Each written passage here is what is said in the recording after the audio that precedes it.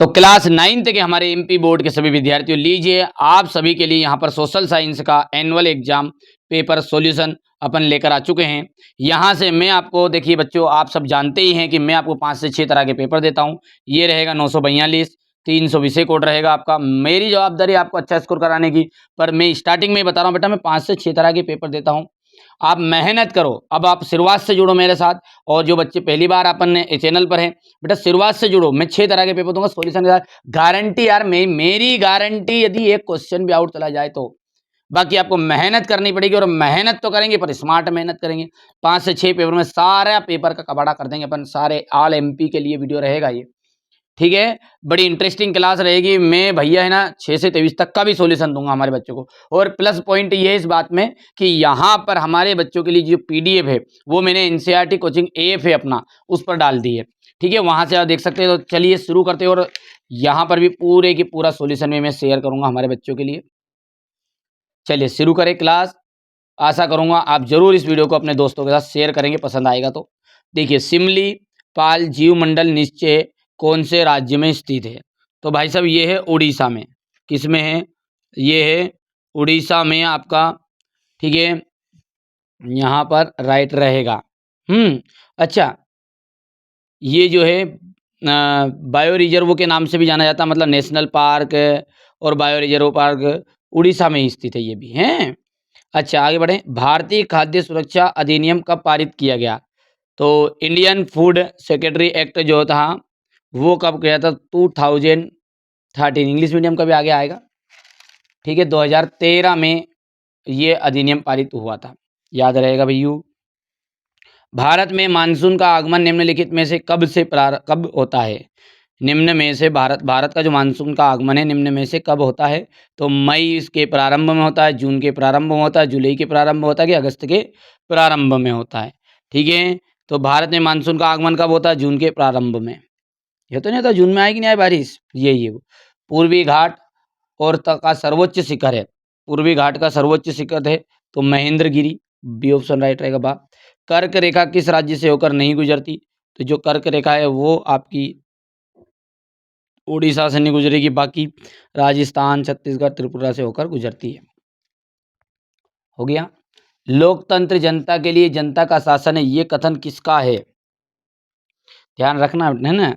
अच्छा, जो कर्क रेखा है वो 8 राज्यों से होकर गुजरती है, कितने से? 8। गुजरात, राजस्थान, मध्य प्रदेश, छत्तीसगढ़, झारखंड, पश्चिम बंगाल, त्रिपुरा और मिजोरम से। ये उड़ीसा से नहीं गुजरे, इसलिए उड़ीसा इसका राइट हो गया था। अच्छा, ये कथन जो है ये किसका है?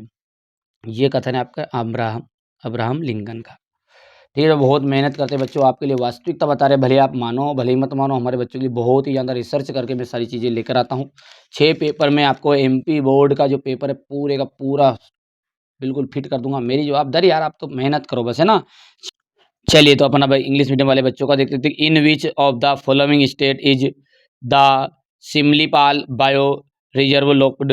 मतलब लोकेशन कहाँ है इसकी? तो ये उड़ीसा में है आपका, ठीक है।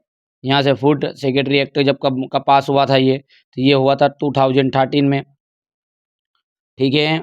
मानसून जो है से इन इंडिया, ठीक है, लगभग कब पहुँचता है? आगमन कब होता है इसका? तो एवरी जून, ठीक है। अर्ली जून मतलब जून के लगते से ही।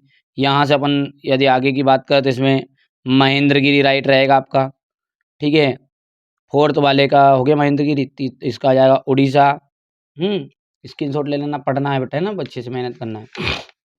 हो गया है। ये यहाँ से आपका छठा वाला क्या है? तो ये आपका जो स्टेटमेंट है ये आपका अब्राहम लिंकन का स्टेटमेंट है। बढ़े आगे। अब देखिए यहाँ पर है क्वेश्चन नंबर 2, जो कि मैंने भरवा भी लिया है हमारे बच्चों के लिए, ताकि कम समय में चीज़ें मिल जाएं। हिटलर की जो पुस्तक का नाम था वो क्या था? Mean camp. Mean camp. 2011 की जनगणना के अनुसार भारत की जो जनसंख्या घनत्व है वो कितनी है? 382 व्यक्ति प्रति वर्ग किलोमीटर। कितनी है? 382 प्रति वर्ग किलोमीटर।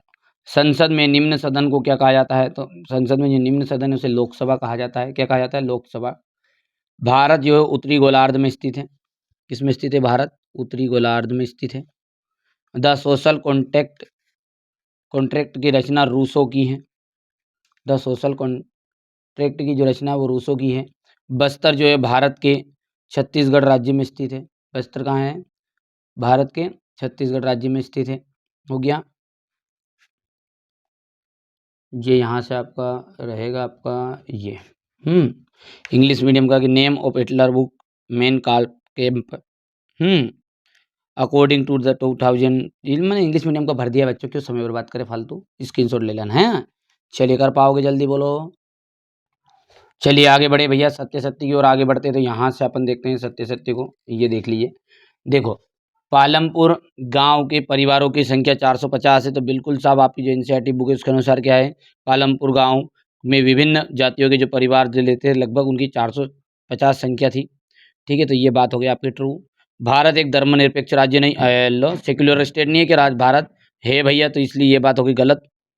ठीक है, पुरानी जलोढ़ को अपन बांगर पुरानी जलोढ़ मृदा होती है, तो पुरानी जलोढ़ को बांगर ही कहते हैं और नई जलोढ़ को अपन खादर कहते हैं, इसलिए ये बात आपकी ट्रू हो गई है भैया, ध्यान रखना है। बंगाल का अकाल गेहूं की कमी के कारण हुआ था। ठीक है, बंगाल का जो अकाल है गेहूं की कमी के कारण नहीं हुआ था, असत्य बात है कही। तो फिर इसका आंसर क्या है? तो 1943 में बंगाल में भीषण अकाल पड़ा। कब पड़ा था ये? 1943 में। यहाँ सन भी लिख देता हूँ मैं आपको, 1943। किसके कारण? राइस, राइस यानी कि चावल, चावल में कमी आई थी, उत्पादन में कमी, भारी उत्पादन में कमी आई, इसके कारण अकाल पड़ा था। याद रहेगा इतनी छोटी सी बात ये। किसके कारण पड़ा था? चावल की कमी, गेहूं के कारण नहीं पड़ा था, है ना, गेहूं तो कर पट लू, लू ग्रीष्मकाल की चलने वाली गर्म हवाएं हैं। बिल्कुल, लू किसे को कहते हैं? उत्तर भारत में जो गर्मियों में चलने वाली पवन होती है उसको तो लू कहते हैं अपन। तो ये बात आपकी ट्रू हो गई है। रूस में छोटे किसानों को कुल्लक कहा जाता था। ठीक है, असत्य बात है। ये बात गलत हो गई आपकी, क्यों? क्योंकि भाई साहब धनी या संपन्न किसानों को कहा जाता था। किनको कहा जाता था? धनी या संपन्न किसान।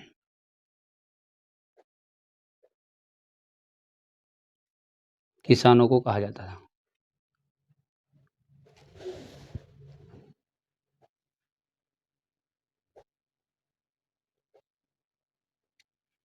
हो गया, हो गया इतना। चलिए अब ट्रू फॉल्स से देखते हैं अगला यहाँ पर। ये the number of families of Palampur village was 450, तो बिल्कुल ट्रू है आपकी। India is not a secular state, भाई साहब फॉल्स है। बांगर इज ओल्ड, ठीक है, सोयल, तो ये बात बिल्कुल ट्रू है आपकी। फोर्थ वाला आपका वीट की कमी के कारण नहीं हुआ था, राइस की कमी के कारण। ये और यहाँ से आपका हो गया, हो गया भैया। चलिए क्वेश्चन नंबर 4 की ओर आगे बढ़ते हैं। क्वेश्चन नंबर 4 क्या कह रहा है उसको देखते हैं। सही जोड़ी। अब देखिए सही जोड़ी है तो पहली आपकी वर्साई की जो संधि है वो आ जाएगा 28 जून 1919।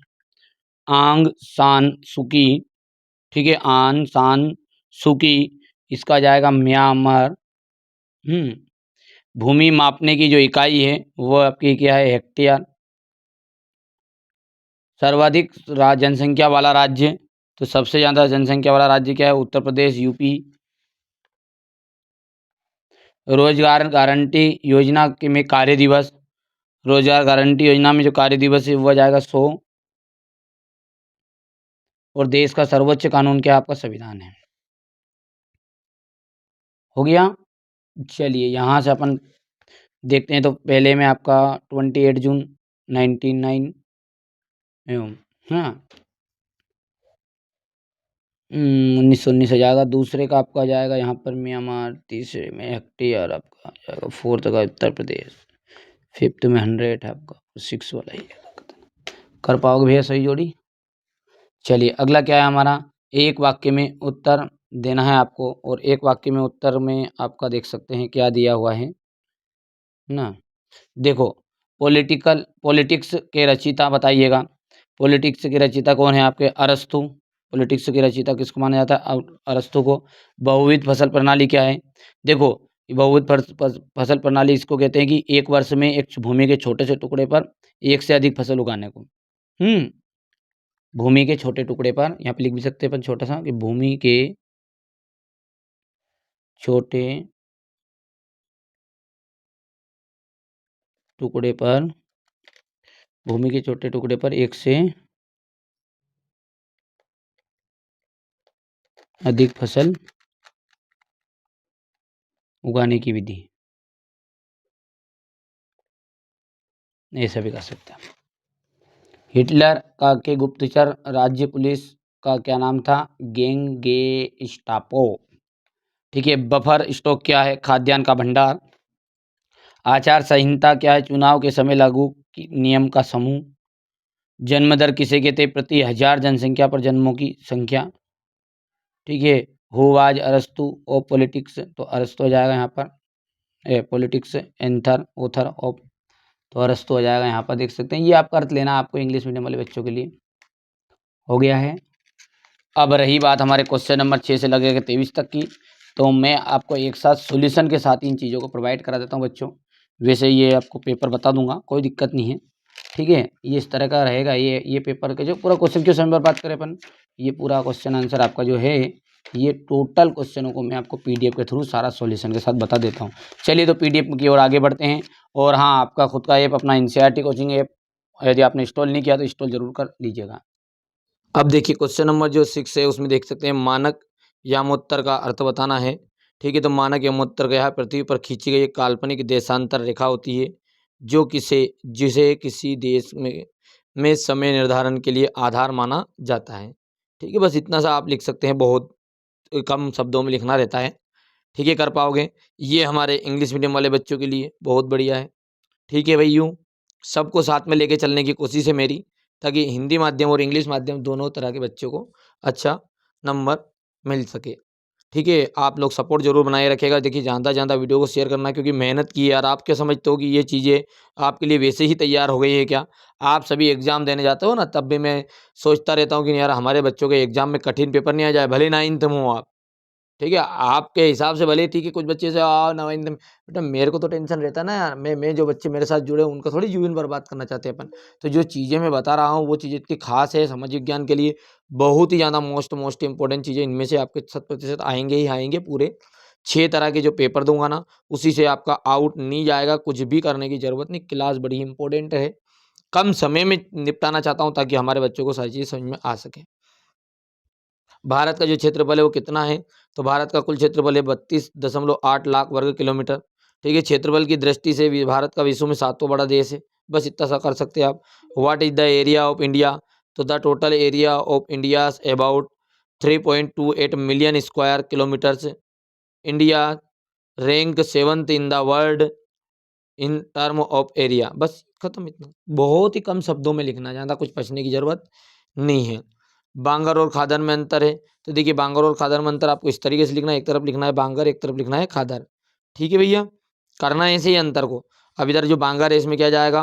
पुरानी जलोट को बांगर कहते हैं, नई जलोट को खादर कहते हैं। ये अपेक्षाकृत कम उपजाऊ होती है, ये अधिक उपजाऊ होती है। ये ऊंचे क्षेत्रों में पाई जाती है, ये ठीक है निचली क्षेत्रों में पाई जाने वाली मृदा है। ये सब कर सकते हैं। आया समझ में नहीं आया? दोनों ही जलोढ़ मिट्टी है, पर पुरानी जलोढ़ है जिसको बांगर कह दिया, और नई जलोढ़ मिट्टी बनी जो उसको खादर दे दी। इंग्लिश मीडियम वाले बच्चे स्क्रीनशॉट लेते चलेंगे साथ में। भारत का प्रायद्वीपीय पठार किन किन भागों में विभाजित है? तो मध्य उच्च भूमि, दक्कन का पठार, छोटा नागपुर का पठार। ये सभी भाग खनिज संसाधनों में समृद्ध है, भारत के औद्योगिक विकास के लिए महत्वपूर्ण भूमिका निभाते हैं। यहाँ से आप क्वेश्चन देख सकते हैं। नमामि गंगे परियोजना क्या है? तो नमामि गंगे परियोजना क्या भारत सरकार द्वारा की गई एक महत्वाकांक्षी योजना है, जिसका उद्देश्य क्या है? गंगा नदी को पर्यावरण प्रदूषण मुक्त बनाना है। ये सिंपल है, आधा दूधा करना है, इतना कोई करने की जरूरत नहीं है। ठीक है, जैसे ही इंग्लिश मीडियम के लिए देखो कितना छोटा सा, जैसे आपको उसको छोटा सा कर लेना है। सिंधु एवं गंगा नदी कहाँ से निकलती है? ठीक है, तो सिंधु एवं गंगा नदी, तो सिंधु नदी तिब्बत के मानसरोवर झील से कैलाश पर्वत क्षेत्र से निकलती है, जबकि गंगा नदी उत्तराखंड में स्थित गंगोत्री हिमनद से निकलती है। बस यहाँ से क्वेश्चन नंबर 9 हो गया। ये इसका अथवा है आपका। भारत में भारत में कौन सी जलवायु पाई जाती है? तो भारत में उष्णकटिबंधीय मानसूनी जलवायु पाई जाती है। इस जलवायु की जो विशेषता है मानसून पवनों पर वर्षा की निर्भरता और ऋतु परिवर्तन है। यहाँ से देखिए, हो गया। स्क्रीनशॉट लेते जाओ हैं, पढ़ लेना इनको। वैज्ञानिक वानिकी का अर्थ बताइए।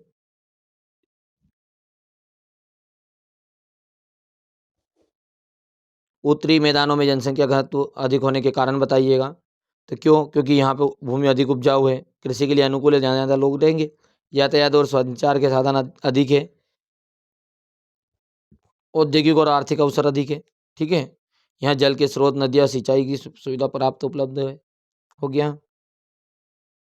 गिलोटिन क्या था? हो गया भैया। टाइट क्या था? इसके बाद में लोकतंत्र को परिभाषित कीजिए। लोकतंत्र को परिभाषित करना है। हो गया है। ड्यूमा क्या है? ड्यूमा संविधान संशोधन किसे कहते हैं?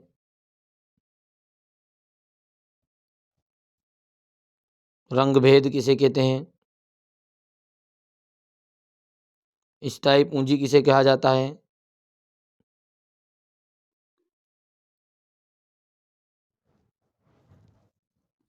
भारतीय संविधान कब लागू हुआ? 26 जनवरी 1950 को पूरे देश में लागू हुआ। दिन इसी दिन भारत को एक संप्रभु, समाजवादी, धर्मनिरपेक्ष, लोकतांत्रिक गणराज्य की घोषित किया गया। प्राथमिक क्षेत्र व तृतीय क्षेत्र के 3 उदाहरण दो। तो प्राथमिक क्षेत्र में क्या है? कृषि, मत्स्य पालन, खनन आ गया। तृतीय क्षेत्र में आ जाएगा सेवा, परिवहन। द्वितीय क्षेत्र के भी उदाहरण लिख लेना है आपको। ठीक है, जो भी आपकी कंपनी से संबंधित रहेगा वो सारी की सारी चीज़ें आपकी काय में आ जाएगी, द्वितीय क्षेत्र में अंतर्गत आ जाएगी। हो गया भैया।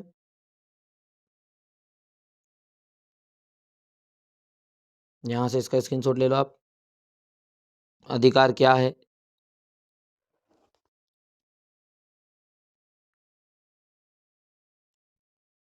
आंसर आप कोई से ही कर सकते, केवल क्वेश्चन में मेन है, ऐसा कुछ नहीं है। ये हो गया इतना। बेटा अभी तक आपने अपना ऐप एनसीईआरटी कोचिंग एक बार भी नहीं कहा मैंने आपको, पर कुछ बच्चों करने की डिमांड थी कि सर आप ऐप में क्या बता रहे हैं, व्हाट्सएप पर मैसेज भी आता है। तो ऐप के अंतर्गत ये सारी पीडीएफ आपको मिल जाती है, सॉल्यूशन मिलेगा बच्चों। ठीक है, बहुत ही कम चार्जेस में मिलता है वहाँ पर। और आपका खुद का ऐप है टेंथ के लिए आगे आपको इसी चैनल पर सपोर्ट मिलेगा, वहाँ से एप्लीकेशन इंस्टॉल कर लेनी है। एनसीईआरटी कोचिंग ऐप है अपना, एनसीईआरटी कोचिंग ऐप है, उसके चार्जेस मैं बहुत ही कम कर दूंगा। ठीक है, बहुत ही कम। यदि 2 सब्जेक्ट 3 सब्जेक्ट हो जाए आईटी सहित, यदि आप करोगे तो 100 रुपये का लगभग आपका काम हो जाएगा पूरा। यदि कोई बच्चा करना चाहे तो डायरेक्टली पीडीएफ मिल जाएगी पकी पकाई खीर। और वहाँ पे जो चीज़ें और यहाँ पे चीज़ें जिनमें ज़मीन आसमान का फ़र्क है, तब आप जानते हैं। बाकी यहाँ यूट्यूब पर भी मैं मेहनत कर रहा हूँ हमारे बच्चों के लिए।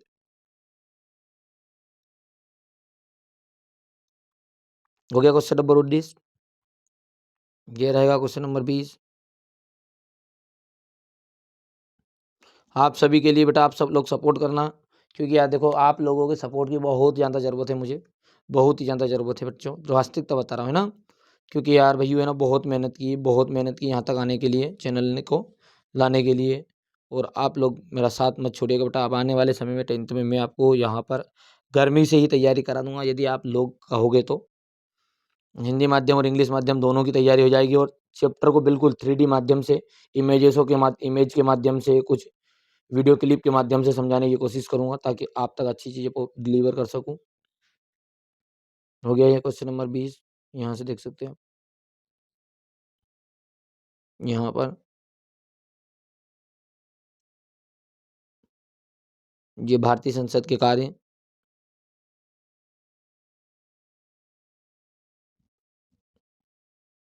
हो गया।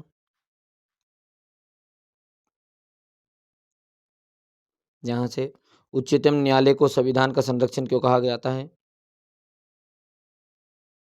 ये क्वेश्चन नंबर आपका 22 रहेगा यहाँ से।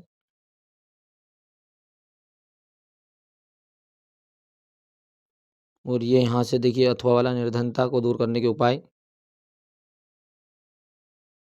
हो गया। तो ये मैंने आपको बेटा यहाँ से पूरे के पूरे जो 23 क्वेश्चन थे लगभग, उसको पूरे का 23 में आपको मानचित्र भी रहता है, तो वो पूरे क्वेश्चन प्रोवाइड कराने की कोशिश की बच्चों। चैनल आपका है, आप सपोर्ट करिएगा बिल्कुल पक्का यार, रियली बता रहा बेटा, कोई मजाक मस्ती में बातें नहीं कर रहा हूँ। आप लोग सपोर्ट करिए, मैं आपके लिए ऐसा कंटेंट लेकर आऊँगा कि आपको अच्छी चीज़ समझ में आ जाए। 10th में पूरी हेल्प करूँगा, तो आप चैनल को सब्सक्राइब करके जरूर रखना। और आप लगे मेहनत लगे कि नहीं यार मैं आप लोगों के लिए मेहनत कर रहा हूँ, तो वास्तविकता आप आपके दोस्तों के साथ जरूर शेयर करो, पहुँचाओ इस वीडियो को। चलिए, तो पहली बार आप चैनल पे सब्सक्राइब जरूर कर लीजिए, नोटिफिकेशन ऑन कर लीजिएगा। और बच्चों ठीक है, अंत में यही कहूँगा कि 6 पेपर दूंगा, 6 पेपर के अलावा आउट चीज़ें करने की ज़रूरत नहीं, पूरी चीज़ें उसमें से आ जाएगी। पहली बार चैनल पे सब्सक्राइब जरूर कर लीजिएगा।